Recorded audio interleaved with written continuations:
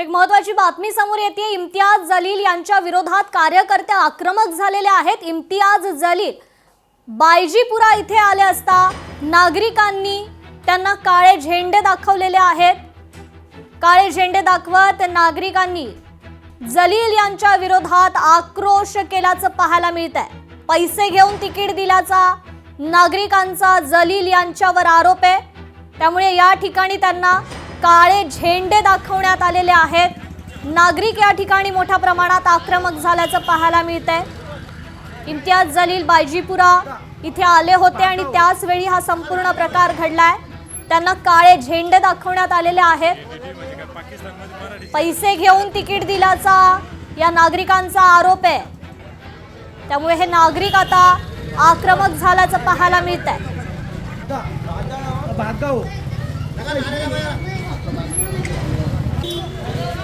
इम्तियाज जलील यांच्या विरोधात कार्यकर्ते आता आक्रमक झालेले आहेत।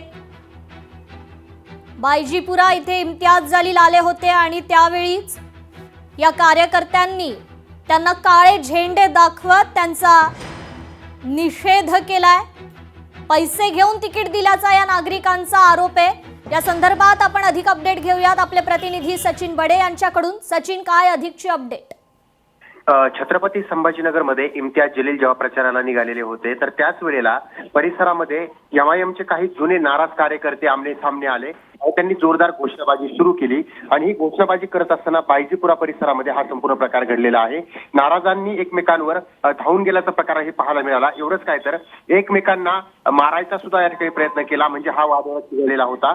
त्यानंतर कुठेतरी नाराज झालेल्या जलील यांच्यावर नाराज म्हणजे उमेदवारी जी आहे ती पैसे घेऊन दिली गेल्याचा आरोप जो आहे तो देखील करण्यात आला आणि बायजीपुरी परिसरामध्ये ही हाणामारी जी आहे ती झालेली पोलिसांना करावा लागला। पोलिसांनी ही गर्दी नियंत्रणात आणण्यासाठी हा प्रयत्न केलेला होता। जी, निश्चितच सचिन, धन्यवाद आपण दिलेल्या या सविस्तर अपडेट संदर्भात। तर बायजीपुरा इथे नागरिकांनी काळे झेंडे दाखवलेले आहेत। जलील यांच्या विरोधात कार्यकर्ते आक्रमक झालेले आहेत। पैसे घेऊन तिकीट दिल्याचा या नागरिकांचा आरोप आहे। आपण पुन्हा वळूयात आपले प्रतिनिधी सचिन बडे यांच्याकडे। सचिन, आता या कार्यकर्त्यांवर काही कारवाई केली जाणार आहे का पोलिसांकडून? कार्यकर्ते पदाधिकारी जे आहेत ते या ठिकाणी पाहायला मिळाले। प्रचार सुरू आहे। एमआयएम पक्षाचे सर्व असदुद्दीन ओवैसी छत्रपती संभाजीनगरमध्ये आज येणार आहेत, सभा घेणार आहेत। मात्र ज्या ठिकाणी हा प्रचार सुरू होता तर बरेच जण नाराज आहेत। मात्र त्यांची नाराजी दूर करण्यामध्ये इम्तियाज जलील यांना यश मिळालेलं नाहीये आणि प्रचार सभेच्या ऐन वेळेला हे आमने सामने कार्यकर्ते आले, म्हणजे समर्थक आणि नाराज झालेले दोन्ही समर्थक हे आमने सामने आले। दोघांमध्ये बराच वेळ बाचाबाची देखील झाली। एवढंच काय तर एकमेकांच्या अंगावर धावून देखील हे गेले आणि त्यानंतर हा राडा झाल्याचं पाहायला मिळालं।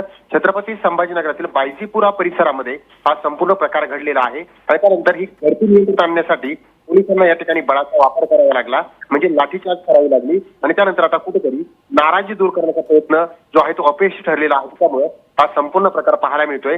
बायजीपुरा परिसरामध्ये हा संपूर्ण प्रकार घडलाय। इम्तियाज जलील यांच्या समोरच हा संपूर्ण प्रकार घडलेला आहे। त्यामुळे छत्रपती संभाजीनगरमध्ये बायजीपुरा परिसरामध्ये इम्तियाज जलील यांना काळे झेंडे देखील दाखवण्यात आलेले आहेत। तर त्यासोबतच नाराज झालेले जे पदाधिकारी आहेत ते या ठिकाणी पाहायला मिळत आहेत, नाराज झालेले जुने कार्यकर्ते पाहायला मिळत आहेत आणि त्यासोबतच पोलिसांना या ठिकाणी बळाचा देखील वापर करावा लागला।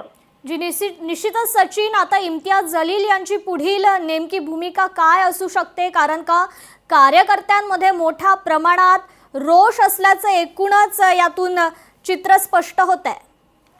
इम्तियाज जलील जे आहेत यांनी याआधी सुद्धा बऱ्याचदा कार्यकर्त्यांना समजवण्याचा प्रयत्न केला।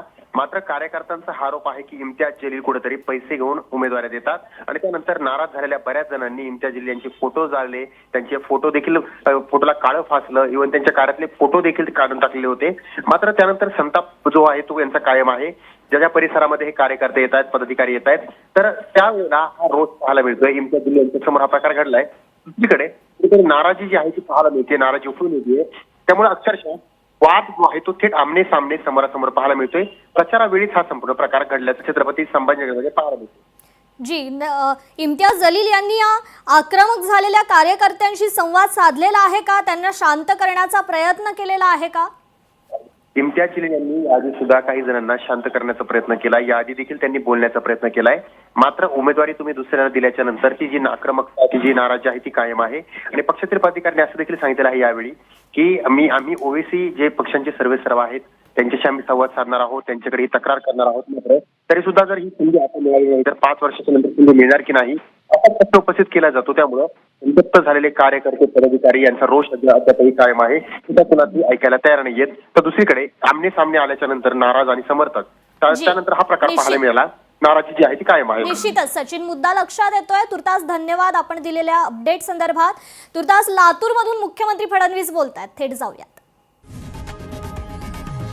लोकशाही मराठी ऐका, पहा, जागरूक रहा.